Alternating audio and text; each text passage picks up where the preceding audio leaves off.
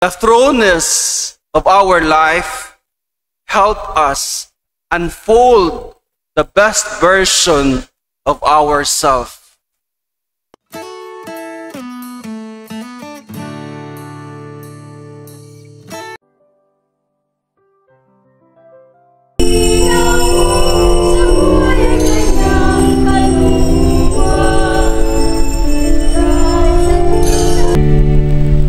Papuri sa Diyos sa kaitaasan.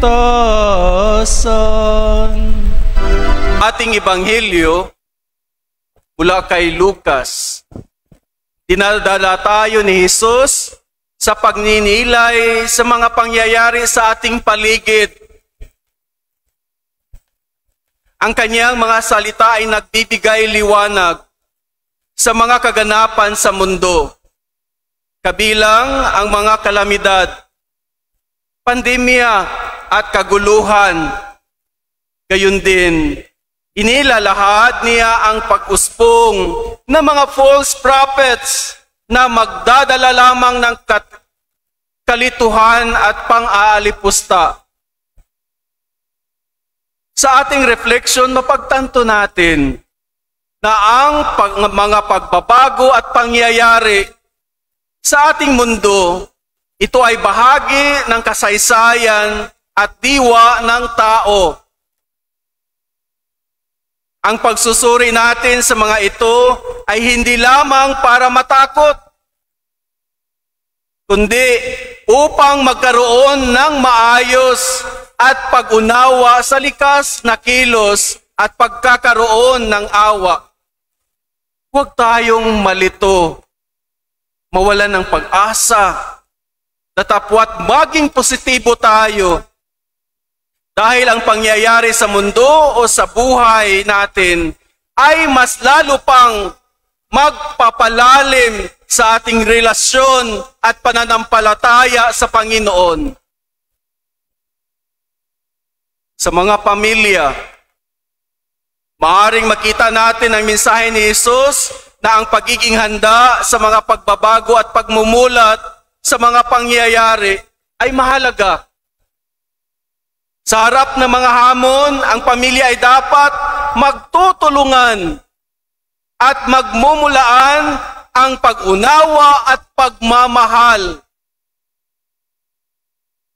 Sa kasalukuyang panahon, masakit tingnan na kahit pamilya o kadugo nang dahil sa kasakiman ay nagpatayan. Para maisabuhay natin ang mensahe ng Ebanghelyo, mahalaga ang mga hakbang na nagsisimula sa pang-araw-araw nating buhay. Una, ang pagkakaroon ng pananampalataya at pagtitiwala sa Diyos ay nagbibigay ng lakas sa atin. Manalig tayo, umawak tayo sa kanyang kamay, sa kamay ng Panginoon. Tularan natin ang mahal na ina, ang Inang Maria, na buong pusong nagtiwala sa Panginoon at tumatalima sa kanyang dakilang plano. Pangalawa, ang pagtutok sa pagmuni-muni at pagsusuri sa sarili at sa ating kapwa ay nagbubukas ng landas para sa tunay na pag-unlad.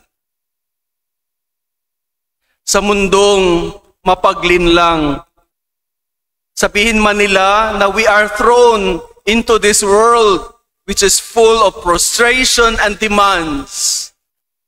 Mga konkretong karanasan ng buhay na madalas ay hindi natin kontrolado. Sa kabilang banda, ang pananampalataya ay may tiwala sa Diyos.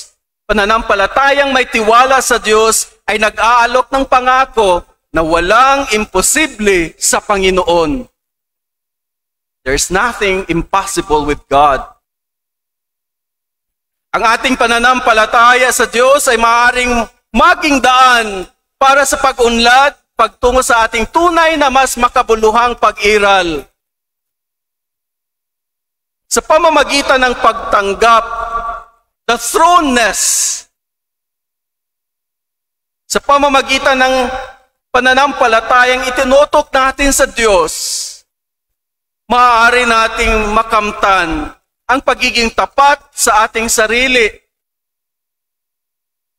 Pagtitiwala sa Diyos bilang gabay sa ating paglalakbay ay maaaring magbukas ng landas patungo sa ating mas mataas na pag-unlad at pagpakatotoo. The thoroughness of our life help us unfold the best version of ourselves.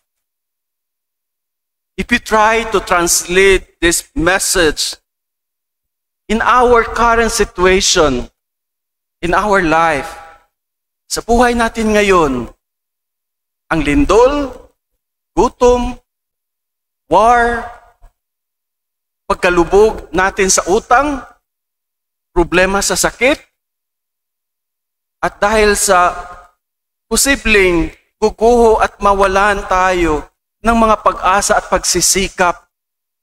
Pero ang lahat ng ito ay isang pagsasalang sa atin sa apoy katulad ng mga ginto. The raw na gold is not na ginto na nakikita natin, kundi lupa at bato. Ito'y isasalang sa apoy para lalabas ang totoong ginto. Sa ating sitwasyon ngayon, sa ating pagbasa sa Ebanghelyo, sa mensahe sa Ebanghelyo, ay nagsasabi sa atin, nagtuturo sa atin na itong lahat ay mangyayari. Itong lahat ay isang pagsasalang sa ating pananampalataya sa Diyos para lalabas dito ang totoong pananampalataya natin at pananalig sa Poong May Kapal.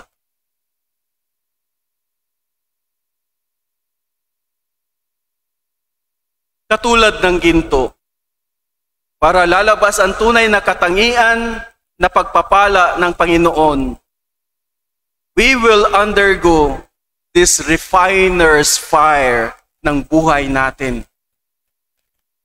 Mahalaga rin na pagiging bukas sa mga pangangailangan ng iba. Kailangan nating tingnan din ito, na kahit we are wounded, na kahit nahihirapan tayo, but we are still a blessing for other person.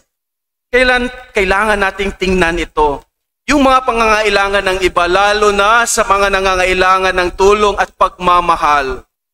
Sa pagsusulong ng pagkakaisa at pagkalinga sa bawat isa, maaari nating maisabuhay ang mensahe ng Ebanghelyo at maging liwanag sa mundong ito. Sa ating paglalakbay sa landas ng pag-aayos at pag-unlad, naway patnubayan tayo sa Diyos sa bawat hakbang na ating tatahakin. To live out Jesus' message, we must embrace humility, reject arrogance, and cherish the temporarily of our human condition.